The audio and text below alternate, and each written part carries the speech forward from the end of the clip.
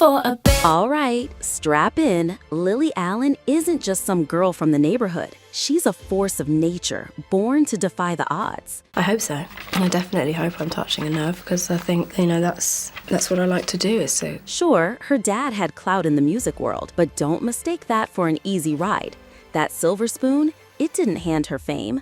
Lily had to grind. Late nights, brutal rejections, and countless setbacks before the world finally saw what she was made of. But her life, it's been anything but smooth. I never really had a strategy when it comes to career. But yes, my children ruined my career. Critics tore into her sound. Heartbreak shattered her. Addictions nearly broke her. And a miscarriage left scars no one saw. Yet, through the chaos, Lily kept fighting, rising, shining, winning. And now, the story's far from over. The drama's just heating up.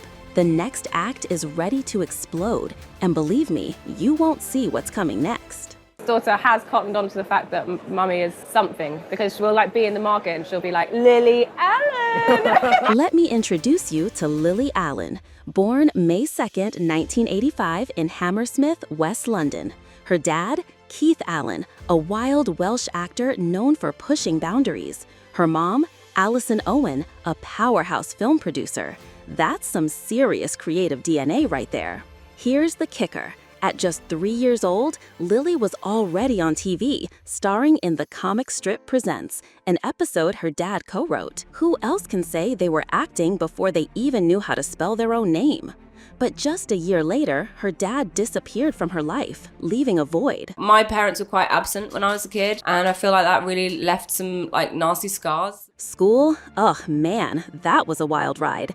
13 different schools. No, not by choice, but because she kept getting kicked out. Drinking, smoking, way too young, way too often. Chaos was her norm. But even through all that, her talent couldn't be silenced. When she was 11, a music teacher overheard her belting Wonderwall on the playground and knew this girl had something special. Next thing you know, private singing lessons during lunch breaks. In her first school concert, she sang Baby Mine from Dumbo. People were moved to tears. That was the moment Lily realized music wasn't just a hobby, it was her escape, her purpose. She didn't stop there. Piano up to grade 5, crushed grade 8 singing exams, learned violin, guitar, trumpet. She was a one-woman band, sharpening every skill. Then at 15, she dropped out of school. Why? Because she refused to waste her life grinding away just to work herself to the bone, hoping for some peace at the end. Lily wanted to live, not just survive. I don't know, I never really liked school. I didn't really like sort of authority, and I kind of felt like I wanted to educate myself, really. All right, picture this. Lily Allen at 15, supposedly on a family vacation in Ibiza. But Lily, she had other plans. Instead of hanging with the fam, she told her mom she was chillin' with friends, then vanished, ghosting everyone to stay in Santa Antoni de Portmany. No check-ins, no explanations, straight up rebellion. She snagged a job at a record shop called Plastic Fantastic, but that was just the cover story. Rumor has it she was also dealing ecstasy on the side. Yeah, Lily wasn't playing by anyone's rules. Amidst this wild teenage chaos, she linked up with her first manager, George Lamb. Around that time, she stepped into the music world officially, recording vocals for On My Head, Not Off My Head, a track her dad wrote for Mike Bassett, England manager, in 2001. Then, in 2002, she popped up on Fat Less's track, Who Invented Fish and Chips? Baby steps, but the foundation was laid. She hit the studio hard, crafting demos, chasing record deals, only to be rejected again and again. Lily pointed to her heavy drinking and the complicated baggage of being Keith Allen's daughter as barriers. Doors kept slamming shut. I don't think that I'm very talented at all, and I'm sure that people are just about to figure that out. So working with people that I don't know. Feeling stuck, she tried switching gears, studied horticulture, aiming to be a florist. But music kept calling her back. Then came 2004. The comeback was real. In 2005, she finally signed with Regal Recordings, landing a modest £25,000 to make her album. But the label was distracted, busy hyping Coldplay's X and Y and Gorillaz' Demon Days. Lilly was left on the sidelines. So she took control, created a MySpace account, started posting her demos in late 2005.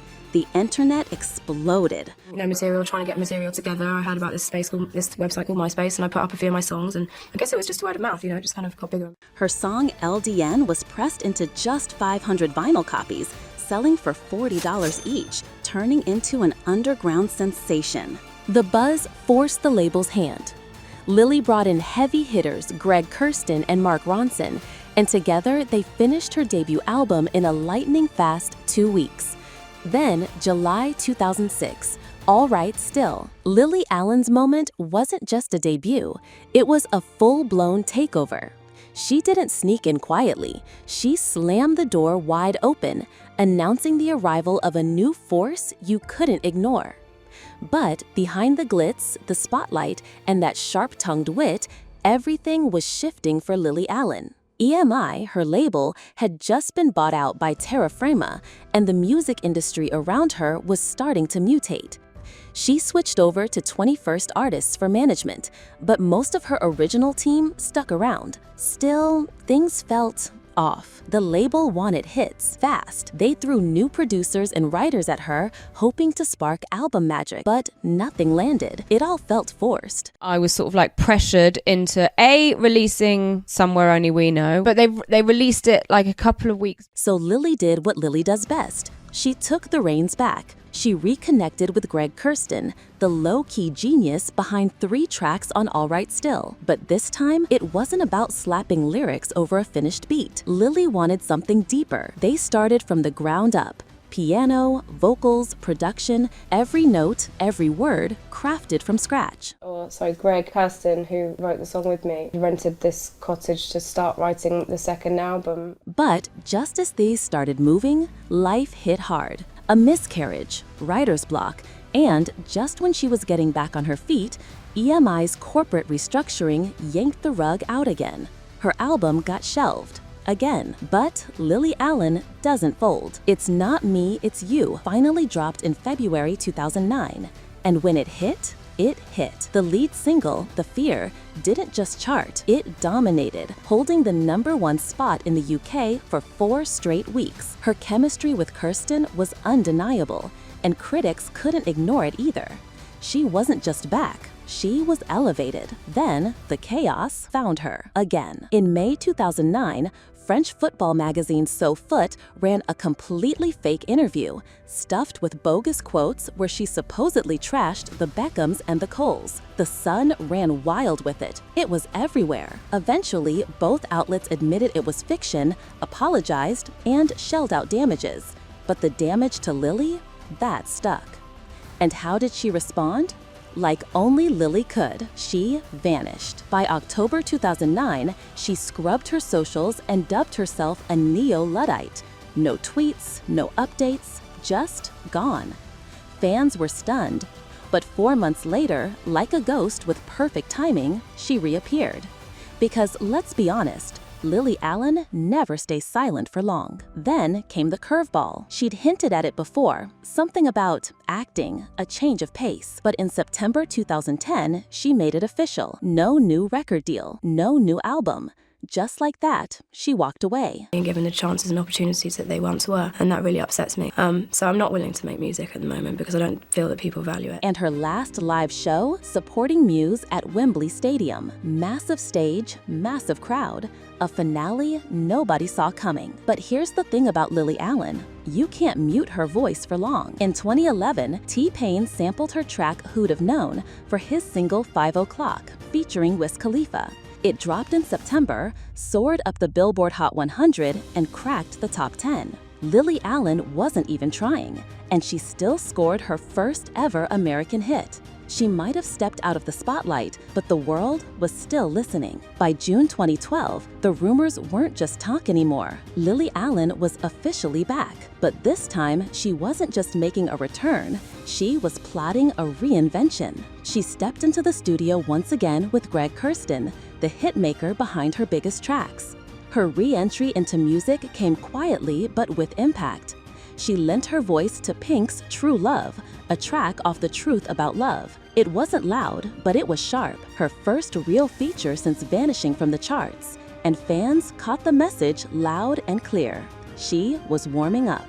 Then, on November 12, she stopped playing nice. Hard Out Here dropped, and it wasn't just a comeback single. It was a full-blown cultural critique, a tongue-in-cheek middle finger to the industry anthem that came wrapped in satire, glitter, and sharp teeth. The song shot to number 9 in the UK, while her cover of Keane's Somewhere Only We Know claimed a number 1 spot, 2 top 10 hits at once. She was back on top, but controversy followed. The video for Hard Out Here was slammed for racial insensitivity, critics pointing out that the majority of her background dancers were Black women. Lilly defended the concept, saying it targeted the music industry's objectification of women, not race. Still, the backlash was loud, and years later, in a 2016 interview, she admitted her misstep. She didn't hide, she owned it. Meanwhile, the industry was shifting under her feet. In 2013, Warner Music Group scooped up Parlophone, and Lilly found herself under Warner Bros. Records, a fresh label, a fresh slate. And on that blank canvas, she started writing her next chapter. In January 2014, she premiered Air Balloon on BBC Radio 1. It was quirky, colorful, and carried that unmistakable Lilly flavor.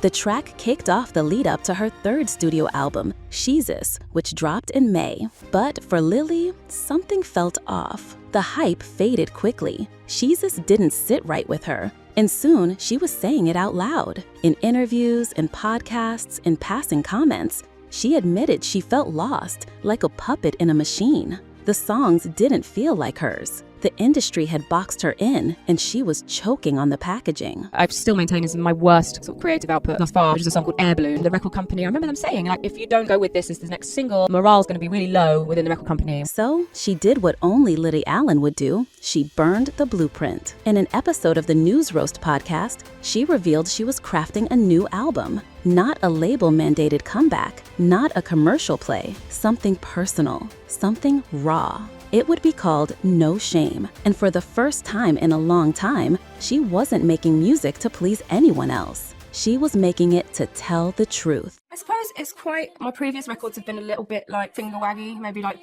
putting the world to rights, whereas this is a little bit more introspective and a bit more putting myself to rights. In June 2021, Lilly Allen did something nobody saw coming. Not a surprise single, not another tabloid twist. She stepped onto the stage of London's West End and took the city by storm. When the curtain lifted at the Noel Coward Theatre that August, it wasn't just another celebrity-turned-actress moment. Lilly delivered. Her performance sent chills through the crowd, haunting, raw, electric. The industry took notice. She landed a Laurence Olivier Award nomination for Best Actress and won the What's on Stage Award. Just like that, Lilly Allen, the pop provocateur, was now a legitimate theater force. The girl who once torched the charts was burning up the stage. But the thing about Lilly Allen, the spotlight never tells the full story. Her journey's been a wild ride. Fame, heartbreak, reinvention, and pain, all tangled into a life that refuses to follow the script. On paper, her accomplishments are jaw-dropping.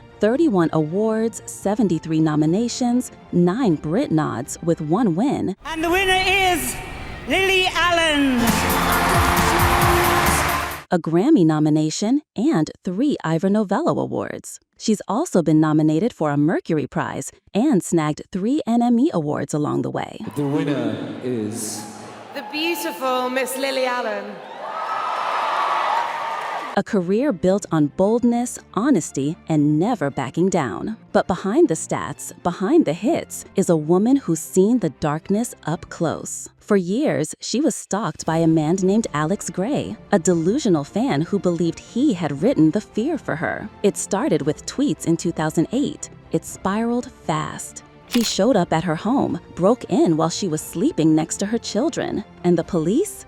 They brushed it off. Lilly begged for help. They ignored her. I wanted my friend to get him out, but he was becoming convinced that this person did know me. And so then I had to run over to my friend and say, look, I promise you, I don't know who this person is. My children are in danger. Can you get him out? When they finally acted, it was too late. She had already been traumatized, forced to move, left feeling completely alone. In 2016, Gray was finally convicted of burglary and harassment and sent to a psychiatric hospital. But the damage had been done. The scars lingered, especially as she was enduring a painful divorce from Sam Cooper at the same time. He was very convinced that myself and him had a relationship, which was baffling to me because I obviously didn't know who this man was. Her personal life unraveled in full view of the world, but Lilly never hid. She turned the chaos into catharsis with her 2018 album, No Shame.